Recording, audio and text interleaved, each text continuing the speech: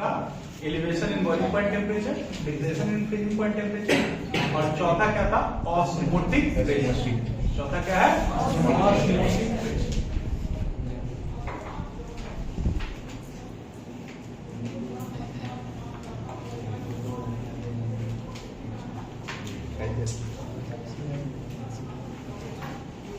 Osmotic pressure ये सीढ़ी है, नहीं सॉरी ये मंजिल है, इसके पीछे का सीढ़ी बड़ा लंबा है।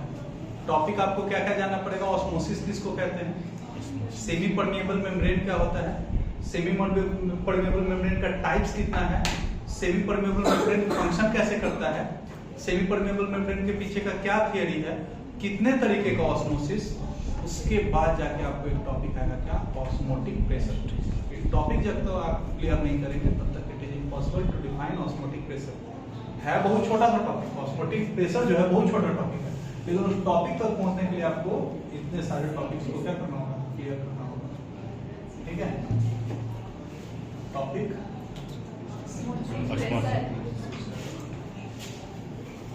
टॉपिक आप सबसे पहले आपको ऑस्मोसिस।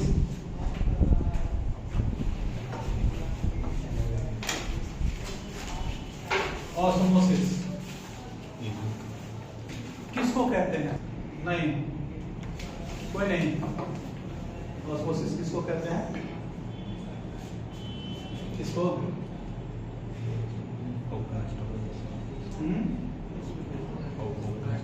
देखिए, जब सॉल्वेंट सॉल्यूशन की ओर मूव करना शुरू कर दे, the simultaneous movement of the spontaneous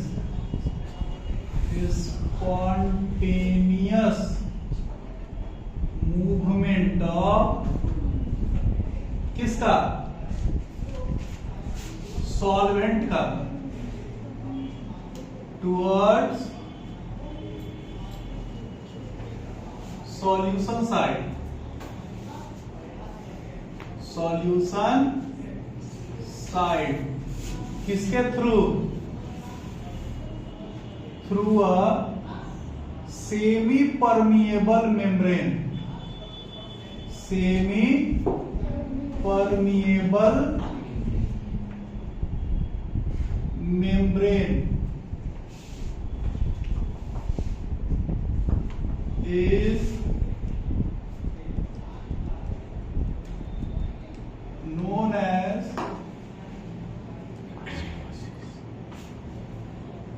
osmosis. किसका मूवमेंट? सॉल्वेंट का मूवमेंट। किसका मूवमेंट? किसके थ्रू? किसके थ्रू? सेमी परमिएबल मेम्ब्रेन के थ्रू। अच्छा, ऑस्मोसिस का हिंदी कोई जानते हो? बड़ा सा पता नहीं।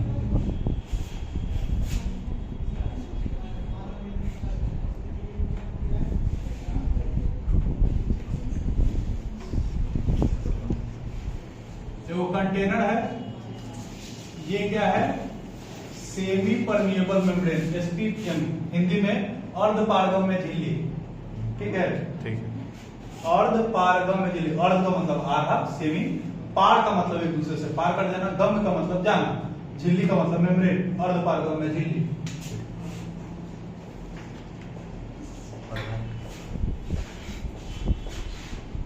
ये क्या है?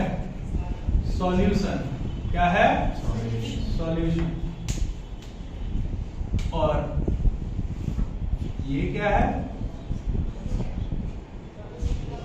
सॉल्वेंट। क्या है? तो इस सेमी परमिएबल मेम्ब्रेन से अगर इधर से इधर की ओर एरो देख रहे हो,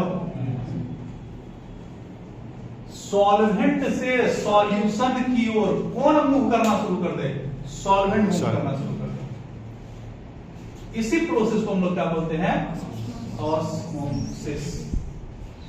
ठीक है, और the spontaneous movement of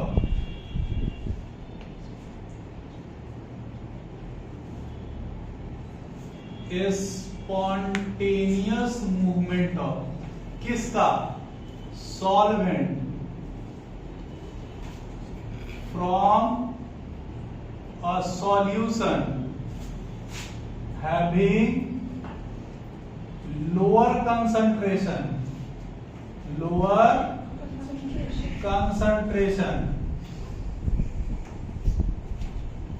to a solution having higher concentration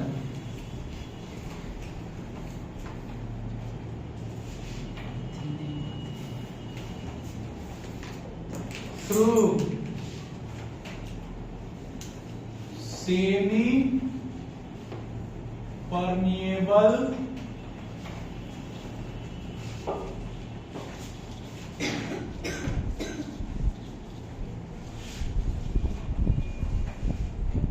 membrane is known as osmosis. Concept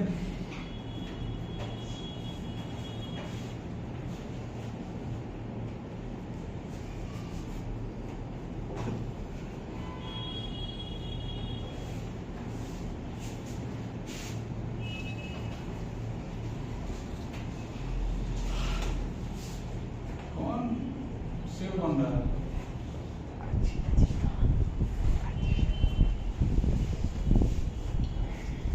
इसका कंसंट्रेशन मान लीजिए C1 और इसका कंसंट्रेशन हर साल की भांति इस साल भी। तुम्हारा तो स्वागत हो गया। ईद बकरीद सब में तुम्हारा स्वागत हो रहा है। कंसंट्रेशन C2 जो है वो ज्यादा है किससे? C1 से। किसका कंसंट्रेशन ज्यादा है? C2। किससे? C1 से। कौन मूव करेगा? C1 का सॉल्वेंट। कौन मूव करेगा? C1 का सॉल्वेंट। किधर की ओर? C2 की तरफ। किसके थ्रू? आज से पहले अगर कोई भी आप प्रोसेस पढ़ते होंगे तो उसमें पढ़ते होंगे हायर कंसंट्रेशन से लोअर, हायर वोल्टेज से लोअर। इसमें उल्टा है, लोअर कंसंट्रेशन से हायर कंसंट्रेशन की ओर भाग रहा है। किधर से? लोअर कंसंट्रेशन से। बिल्कुल उल्टा फिनोमेना है। फिनोमेना उल्टा नहीं है, समझने का तरीका उल्टा है।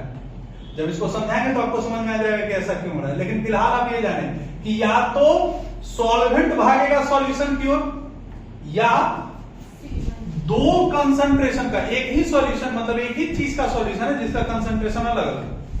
तो जिसका कंसंट्रेशन लोअर है उधर से, जिधर कंसंट्रेशन हायर है उधर की ओर, किसके थ्रू? सेमी परमेबल मेम्ब्रेन के थ्रू। कौन भागेगा? सॉल्वेंट भागेगा, सॉल्यूट नहीं भागेगा। कौन भागेगा? सॉल्वेंट। कौन नहीं भागेगा? सॉल्यूट। और इसी प्रोसेस को हम लोग क्या बोलते हैं? ऑस्मोसिस। ठीक है। अब भाई टॉपिक हमारा आता है कि सेमी परमेबल मेम्ब्रेन क्या है। नामे एक है अर्धपारगम्य झिल्ली। सेमी, किसी भी सॉल्यूशन में दो कंपोनेंट, कौन कौन? सॉल्यूट और सॉल्वेंट। एक चीज पार कर रहा है, एक चीज पार नहीं कर रहा है, तो सेमी। परमिएबल का मतलब होता है, ये ग्रीक वर्ड है, इसका मतलब होता है पास करना। ठीक है, तो आधा चीज पास किया। मेम्ब्रेन का मतलब होता है झिल्ली, एक ऐसा पतला सा सिस्टम जिससे कोई चीज पार कर सकता है या नहीं कर सकता है, उसको हम लोग क्या बोलते हैं? मेम्ब्रेन। ठीक है, मेम्ब्रेन, एसपीएम, ये सब सारे सब टॉपिक्स हैं ऑस्मोटिक प्रेशर के। Semi permeable membrane,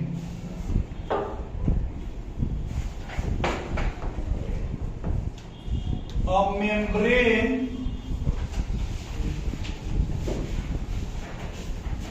through which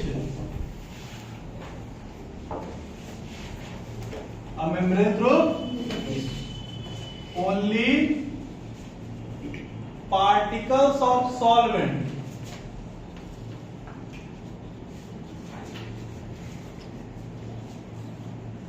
can pass, but particles of solute can't pass is known as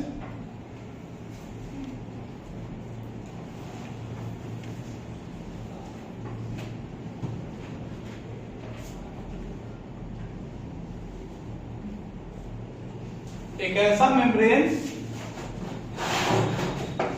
ऐसा मेम्ब्रेन जिससे केवल कौन पास कर सकता है? सॉल्वेंट पास कर सकता है, सॉल्यूट पास नहीं कर सकता, उसको क्या बोलते हैं? Semi permeable membrane. कितने तरीके का? दो तरीके का, एक नेचुरल, दूसरा artificial. It is of two types, it is of two types. पहला बंधु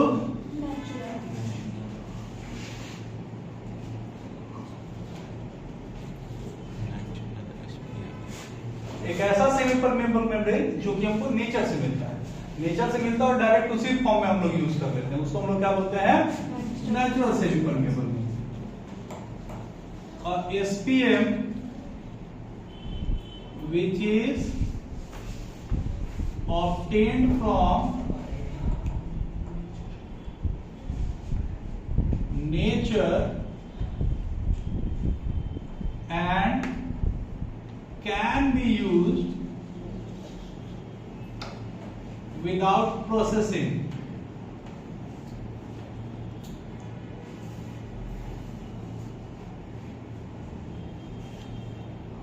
is known as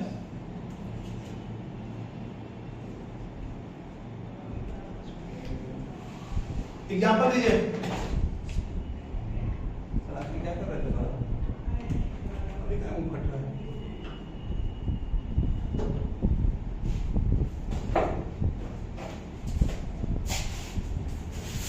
example.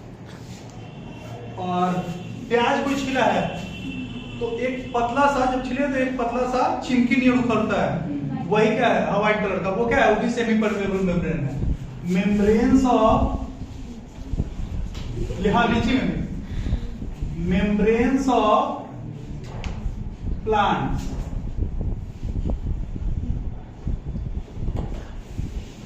etc।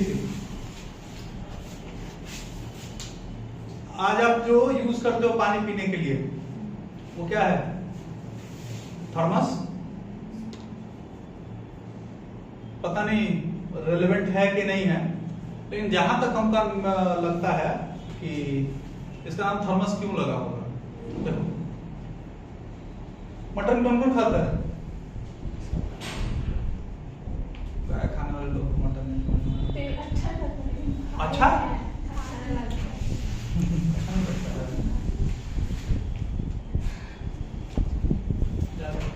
नहीं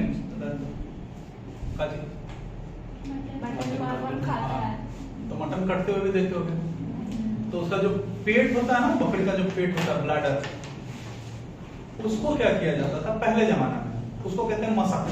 क्या बोलते हैं? मसक। उसका यूज होता था पानी भरने के लिए।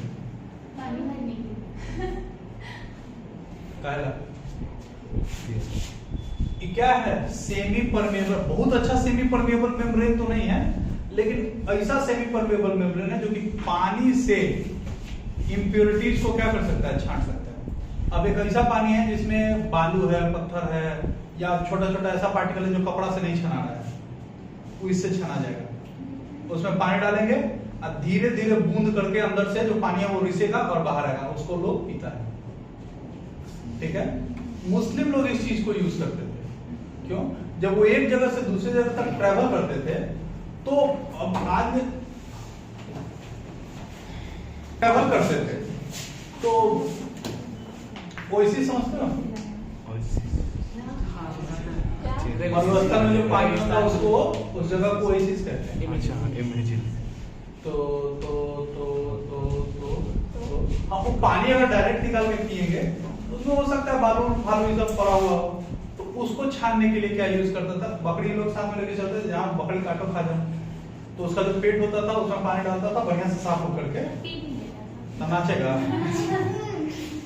उसमें लोग पानी रखता भी था। आप अभी भी अलादीन वगैरह देखिएगा तो देखिएगा कि वो चमड़ा के रखता था, पानी वही पीता था। ये सही बात है कि उसी से पानी लोग पीता था। ठीक है, तो उसको बढ़िया से सुखा बना के रखता था, पता नहीं जिंदगी भर। अब पता नहीं उसको कैसे प्रोसीड किया जाता, प्रोसीजर कैसे किया हमको नहीं पता, लेकिन वो साफ लगता था कि वो थैली नहीं है, उसमें करके वही पानी से कपड़ा से बंधा रहता था, इसे खोल के पीता था। ठीक है, यही है।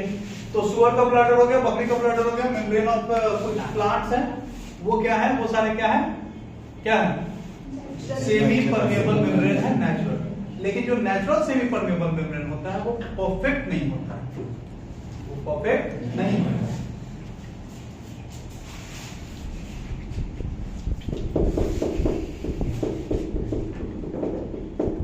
दूसरा, आर्टिफिशियल सेमी परमेबल मेम्ब्रेन। तो इंसान का तो औकात है नहीं कुछ बनाने का, नेचर से ही मिलता है और इसको प्रोसीड करता है और बनाता है, तो बोलता है कि मैनमेड हो गया, आर्टिफिशियल हो गया। Semi permeable membrane which is prepared in laboratory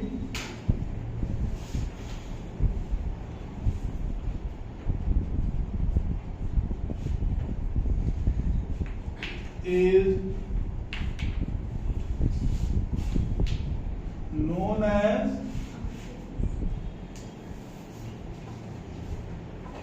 artificial semi-permeable। ठीक है, जैसे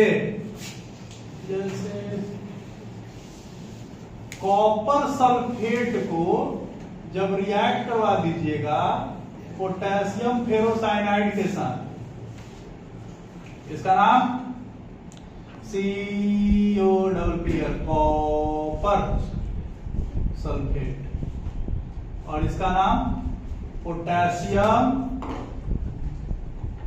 फेरोसाइनेट।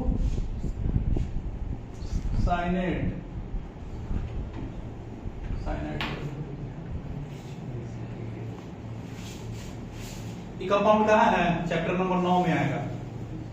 चैप्टर नंबर 9 कोऑर्डिनेशन कंपाउंड में ये एक पूरा इसके बारे में ही पढ़ना है। ठीक है, देखो हुआ ई टूटेगा Cu2 प्लस ISO4 2 माइनस, और E टूटेगा K प्लस ApCN6 4 माइनस। तो ये Cu2 प्लस ये जगह Cu2 ApCN6 और साथ में K2SO4, इसका नाम कॉपर फेरोसाइनाइड, इसका नाम पोटेशियम सल्फेट।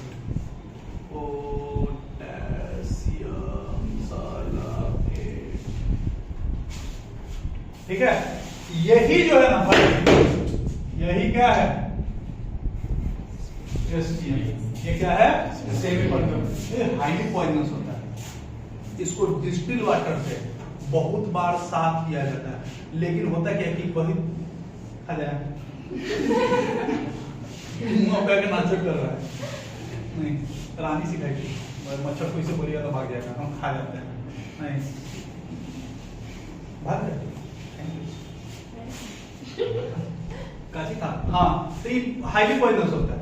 तो इसको बार बार डिस्टिल वाटर से पहले साफ करके उसका पॉइजनस सब्सटेंस क्या कर दिया, हटा दिया जाता है। वाटर सॉल्युबल पॉइजनस सब्सटेंस होता है, हट जाता है। दूसरा, लेकिन ये बहुत एथी होता है, काची होता है, टूट जाने लायक होता है। तो इसको किसी दूसरे सरफेस पे इलेक्ट्रोप्लेटिंग करवाया जाता है, जो कि हार्ड नेचर का, उसके ऊपर इसको जमा कर दिया जाता है, जमा दिया जाता है, और उसके बाद ये क्या हो जाता है, आर्टिफिशियल सेमी परमेबल मेम्ब्रेन हो जाता है। और ये परफेक्ट है, मतलब इससे केवल सॉल्वेंट पास करेगा, सॉल्यूट पास नहीं करेगा। दिक्कत अब आई, कौन कौन सा ऐसा थियरी है जो ये कंफर्म करता है कि सेमी परमिएबल मेम्ब्रेन फंक्शन कैसे करता है? ठीक है,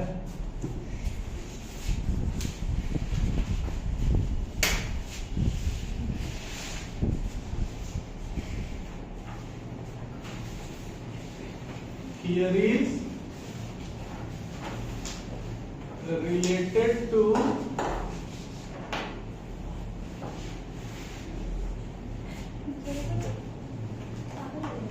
नहीं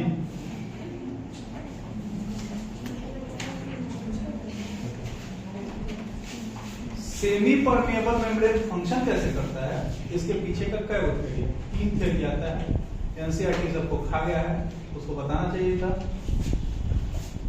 first theory, this theory was given by me in my last जन्म, नहीं प्रीवियस जन्म, नॉट लास्ट, नहीं चोट नहीं लगता है, नहीं लगता है भाई, नहीं लगता है तुम्हारी, अरे तो फिर इस थ्योरी को हम लोग बोलते हैं सीव थ्योरी। इस थ्योरी को हम लोग क्या बोलते हैं? सीव थ्योरी।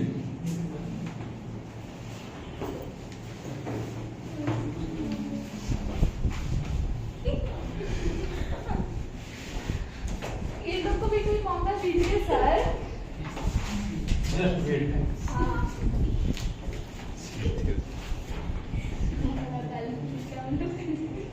सीव का मतलब क्या होता है? सीव का मतलब होता है चलनी।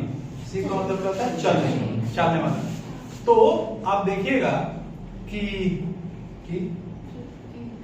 आटा चालने वाला चलनी होता है, वो हाँ, और चना चालने वाला भी होता है, चाय छन्नी भी होता है। तो अरे देखिएगा कि इन सारे में वो जो चलनी है उसका साइज डिपेंड करता है। बालू वाला भी होता है। मैं बस यही बोल रहा था कि सी इज द गर्ल जो कि दिन भर बेचारी मजदूरी करती है बालू वाला में, नहीं बालू चालने वाला। हाँ, बता दिया ना।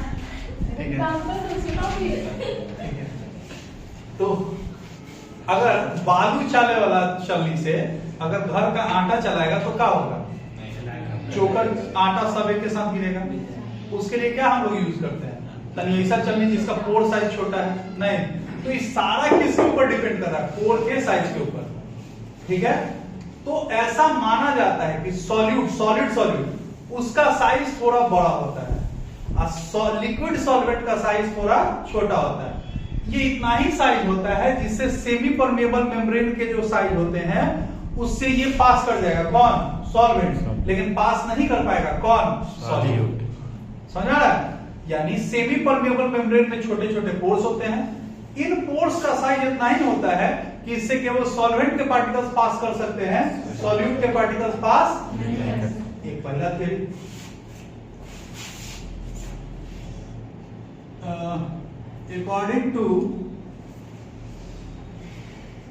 according to this theory, क्या है? Semi permeable membrane has small pores in them through which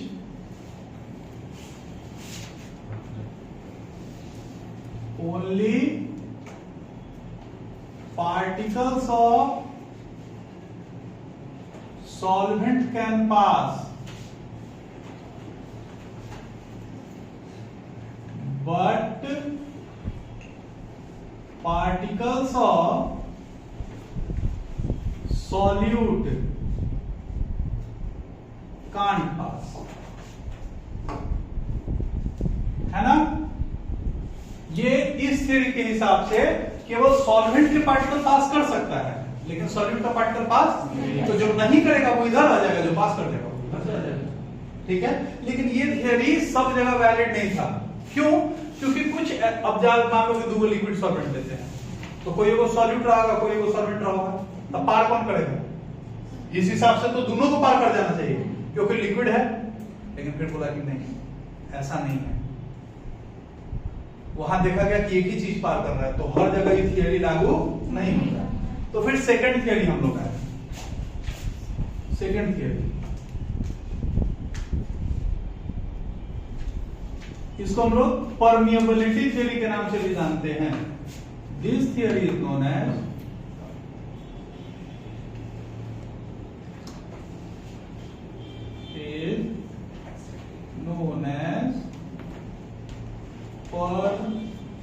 permeability theory. Example देते हैं, समझिएगा पहले। मान लीजिए कि अदिति का शादी अच्छा, गलती बोल देगा तो हमें नहीं करेगा, ठीक है, लेकिन वो ऐसा करेगी नहीं ना, वो आप ही कर सकती हैं, इसीलिए मजबूरी है। सपोज कीजिए कि अदिति देवी का शादी है, अब कुछ लोगों को न्योता दी, अब इनको शक था क्या कि मेरे शादी में हो सकता है कि कुछ बाहर से भी आदमी आ जाए, तो गाड़ी खड़ा कर दी। नहीं तो लोग जयमाला कहाँ करता है सबसे लास्ट में, ये जयमाला कहाँ की सबसे आगे गेट पे, कि अगर वो आदमी मेरे जान पहचान कर रहा तो वो अंदर जाएगा, अब मेरे जान पहचान कर नहीं रहा तो अंदर तो ये कर जयमाला भी थोड़ी रहेगी कि देखते रहेगी। जयमाला के टाइम कोई आदमी यहाँ नहीं आएगा जाए, सबसे पहले आप ही भगवान ठीक है, इसका मतलब हमको नहीं आना है। परमिएबिलिटी थ्योरी, परमिएबल का मतलब होता है कि कोई चीज आपसे पास कर सकता है कि नहीं। यहाँ पे काम करता है सेम रिजल्ट से, कि जिसका नेचर उसके जैसा है वो पार कर जाएगा, जिसका नेचर उसके जैसा नहीं है वो पार नहीं करेगा। अरे बहुत पागल है क्या, हम तो सही बात बोल रहे हैं, पता नहीं क्या गौर करेंगे। According to this theory, a substance which is of the nature of the semi-permeable membrane would pass through it, would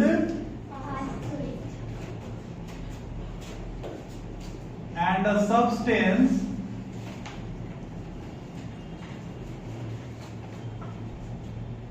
which is not of the nature, not of the of semi-permeable membrane would not pass through example समझिएगा। देखो अब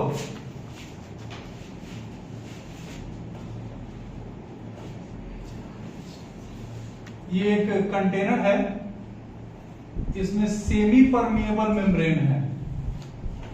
इस समय semi permeable membrane का काम निभा रहा है कौन? फेनॉल। कौन? फेनॉल। इधर एक सॉल्यूशन डालिए,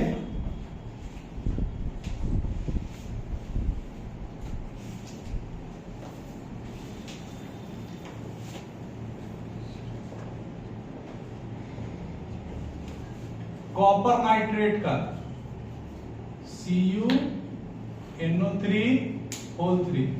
सॉरी होल 2, इसका नाम कॉपर नाइट्रेट सॉल्यूशन, ठीक है। तो कॉपर नाइट्रेट सॉल्यूशन में कॉपर नाइट्रेट रहेगा और क्या रहेगा? पानी। सेमी परमेबल मेम्ब्रेन की जगह कौन काम कर रहा है? फेनॉल। नहीं, देखिएगा कि इससे केवल कौन मूव कर रहा है? वाटर।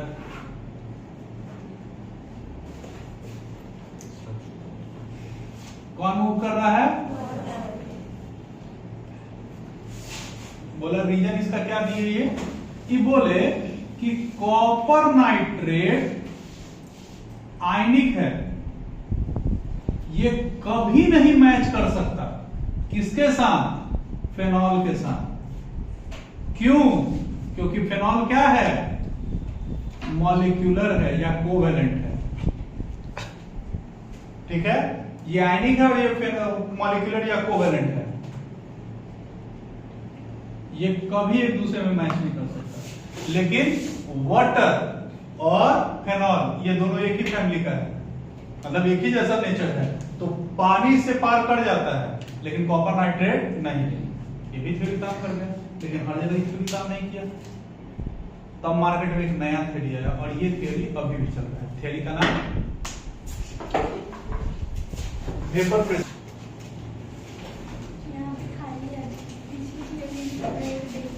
ऑल्सो नोन एज क्या, vapour pressure theory.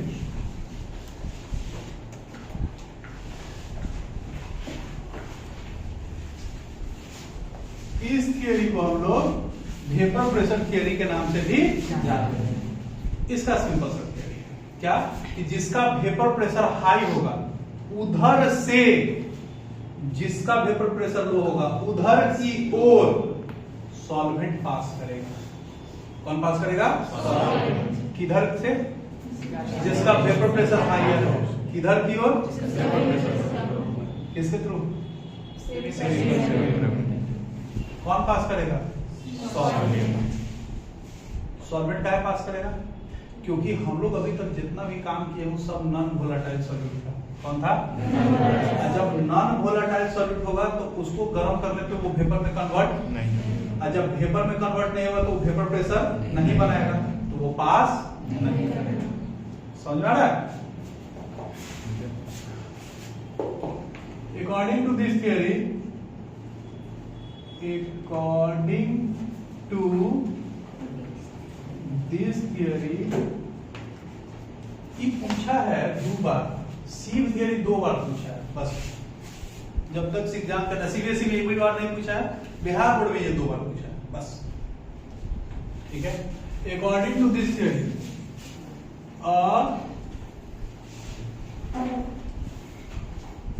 Solvent will move spontaneously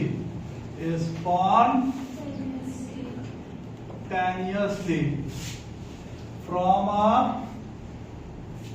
solution having higher vapor pressure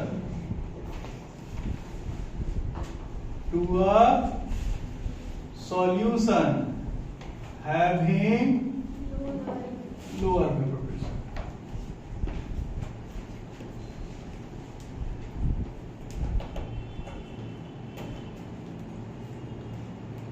Through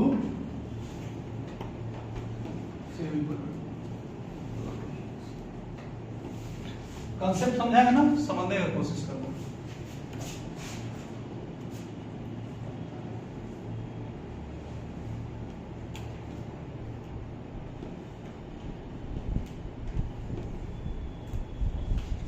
क्या है?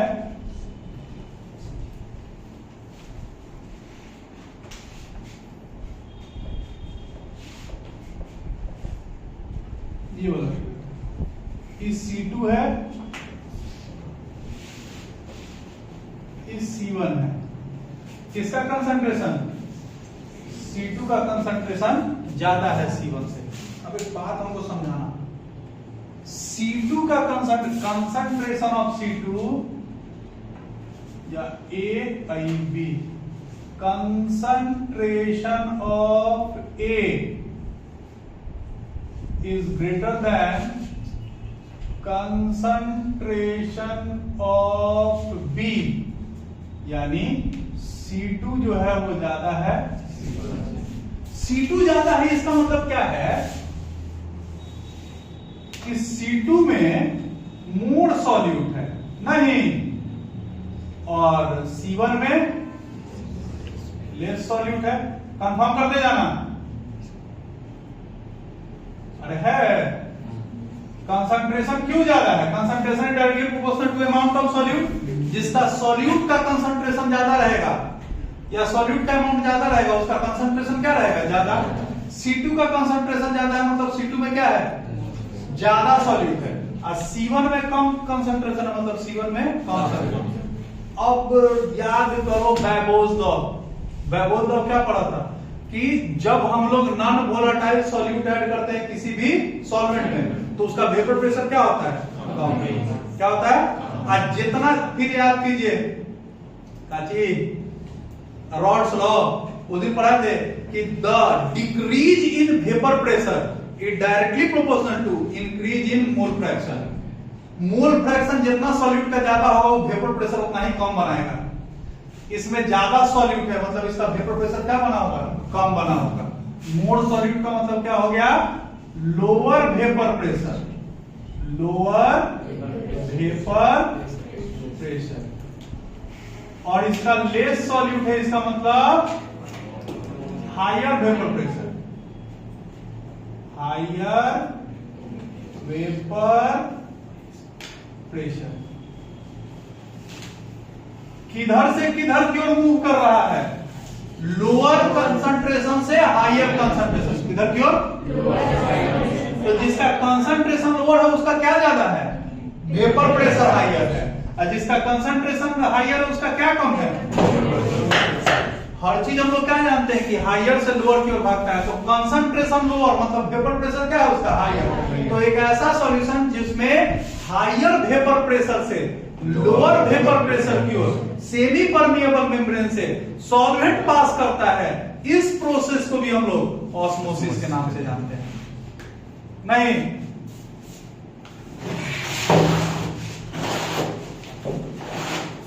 The simultaneous movement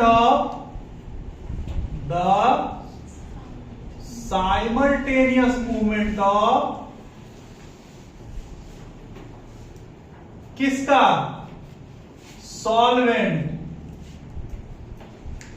from a solution having higher vapor pressure, higher vapor pressure to a solution having lower vapor pressure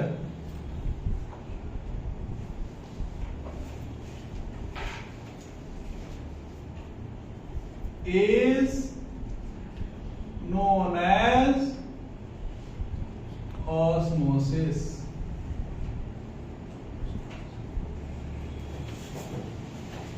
osmosis तीन तरीके से, solvent से solution, higher concentration, lower concentration से higher concentration, या higher vapour pressure से lower vapour pressure.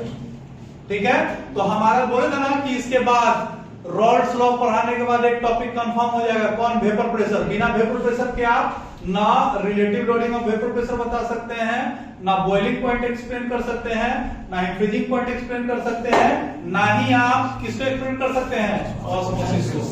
क्योंकि osmosis को समझने के लिए वेपर प्रेशर के बिना तो संभव ही नहीं। ठीक है, ये टॉपिक था ऑस्मोसिस का। ऑस्मोसिस कितने तरीके का, दो तरीके का। ऑस्मोसिस दो तरीके का, कौन कौन सा, एंडो ऑस्मोसिस, एक्सो ऑस्मोसिस। छोटा टॉपिक है पढ़े वाला, मनिगर।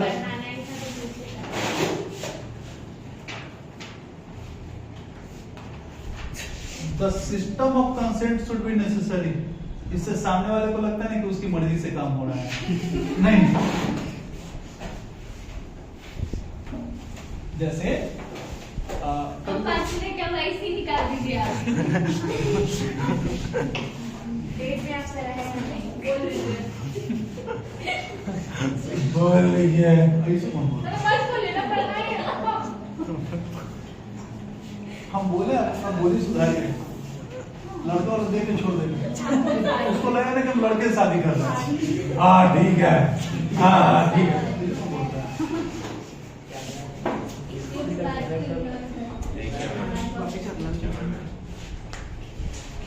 आप लड़की है तो आपको कुछ अच्छा लगेगा। Types of osmosis, types of osmosis,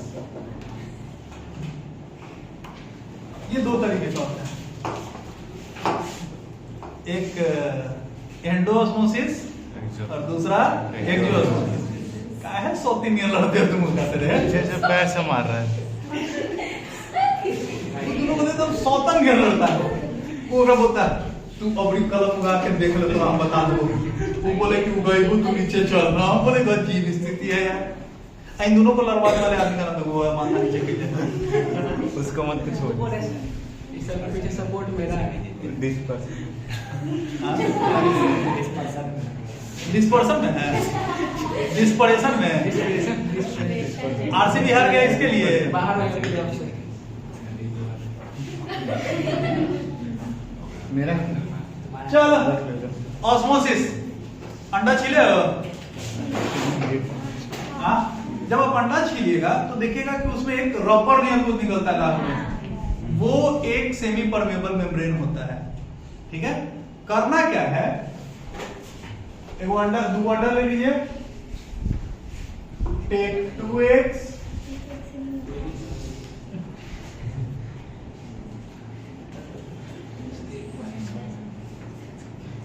step 2 इसको रख दीजिए, पुट देम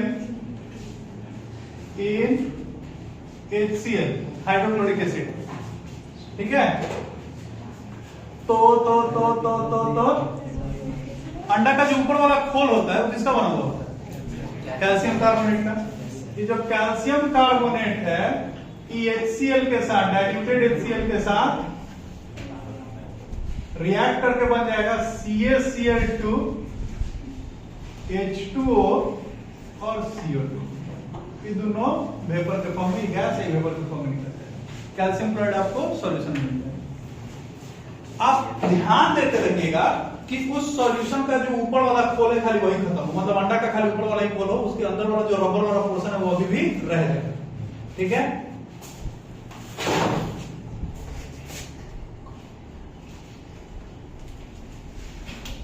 डाला जाता है पानी में,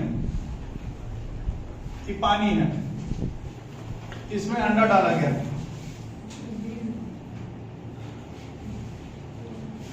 सपोज कीजिए अंडा है, ठीक है, एक। अब इसके ऊपर वाला है इसका सेमी परमिएबल मेम्ब्रेन। कुछ देर बाद देखिएगा कि अंडा बड़ा हो गया। आफ्टर सम टाइम,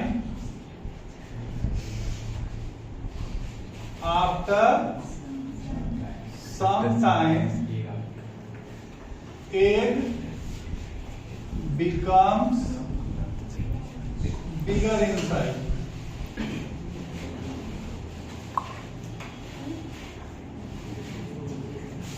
इस प्रोसेस को हम लोग बोलते हैं एंडोस्मोसिस। क्या बोलते हैं? एंडोस्मोसिस। अब मतलब अंडा बड़ा हो गया,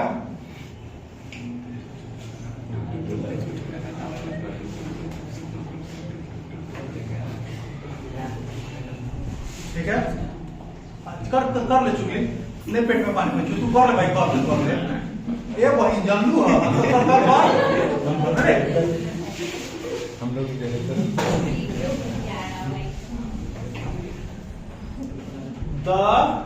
अच्छा ये अंडा क्यों बड़ा हो गया? इसके बाहर सेमी परमेबल मेम्ब्रेन था, कॉन्सेप्ट समझोगे ना तो समझ में आ जाएगा। ये अंडा था, इसके बाहर क्या था? Semi permeable membrane. इस अंडा में खाली पानी रहता है कि कुछ सॉलिड भी रहता होगा? अंडा के अंदर सॉलिड भी रहता है, यानी पानी प्लस सॉलिड है, मतलब ये सॉल्यूशन है। इसमें खाली क्या था?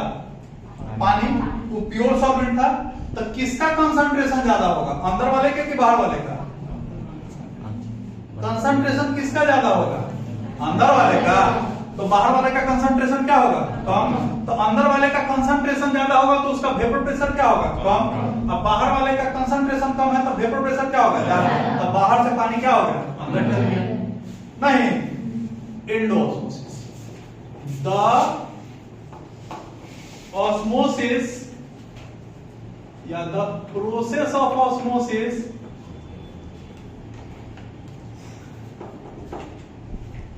in which solvent from external source enters into the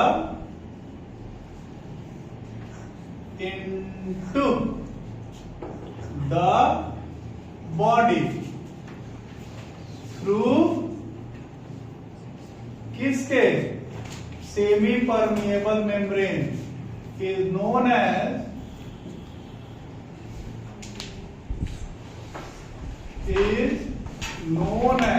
endoosmosis.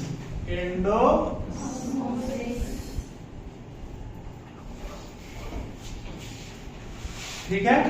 अच्छा, फिर इस अंडा को मतलब दूसरा का दो अंडा छीले थे ना, एक लेते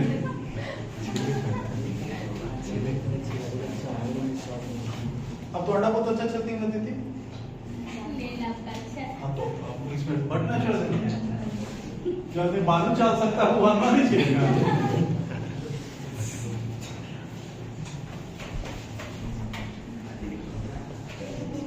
लिखा हुआ है ब्राइन सॉल्यूशन। क्या लिखा हुआ है? ब्राइन सॉल्यूशन क्या होता है? पानी है और इसमें अतहत्तर नमक,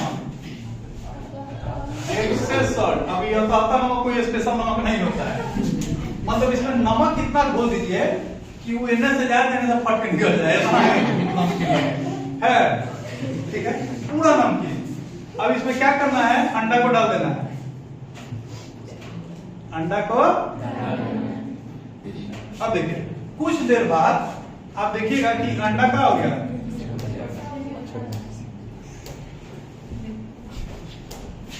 ये है ब्राइन सॉल्यूशन, ये हो गया सेमी परमिएबल मेम्ब्रेन, अंडा हो गया छोटा।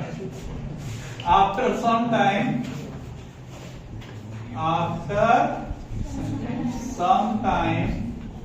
एग श्रिंक्स, और उसमें अंडा स्वेलर कर जाता है, श्रिंक कर जाता है। कहा है भाई अंडा कौन सा किया है? कोई ये हो क्या टेस्ट होता है उसका?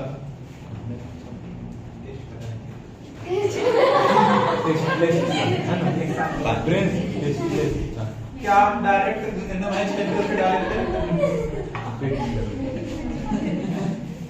अदिति ऐसा टेस्ट होता है? इंजेक्शन से डाल सर इसकी बहन पीती है, पूछिएगा इसमें कौन ऐसा जो कच्चा अंडा नहीं पिया, सब पे मारा एकदम पटक पटक के, तो नहीं पिया? कैसा लगता है?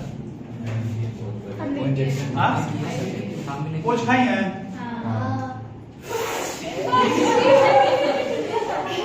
नहीं, क्यों बोल रहे हैं? नहीं, तो वो कच्चा अंडा है ना, तो मन आता है। कितना लोग, हम तो कभी नहीं खाए हैं, लेकिन बहुत लोग बोलते हैं कि इसी छोड़ देना होगा, हल्का नमक डाल दे, सट से मार जाता है, कब से का हम ऐसे खींचे वो पूरा ही में लग जाता है, तो हम छोड़ दिए नहीं, सब में लग जाता है। ऐसे देसी लगाओ नहीं, सब में लग जाएगा, बड़ा अजीब फील आता है, नहीं छोड़ दो। ठीक है, तो उसका टेस्ट हमको हल्का हल्का नमकीन लगा, एकदम हल्का नमकीन नहीं, नमक पहले करके आदमी चाट जाता है, बाकी समय तो वो रह ही जाता है लिक्विड वाला, है ना। और उसका टेस्ट गाढ़ा लगता है, नहीं हल्का नमकीन लिया। तो होता क्या है कि वो नमकीन, अच्छा उसमें पानी तो रहता होगा और अंदर सॉल्यूट भी रहता है, लेकिन अंदर जो ब्राइन सॉल्यूशन है इसमें अतः सॉल्यूट डाला हुआ है बहुत ज्यादा, तो इस ब्राइन सॉल्यूशन का कंसंट्रेशन हाइयर होगा, तो इसका कंसंट्रेशन हाइयर होगा तो इसका वेपर प्रेशर क्या होगा? कम। और अंडा के अंदर जो सॉल्यूशन है उसका कंसंट्रेशन क्या होगा? कम, तो उसका वेपर प्रेशर, तो अंदर से पानी जो उसका सॉल्वेंट है वो क्या हो गया? बाहर निकल गया। अंडा क्या हो गया? नहीं, the process of osmosis, the process of osmosis in which solvent from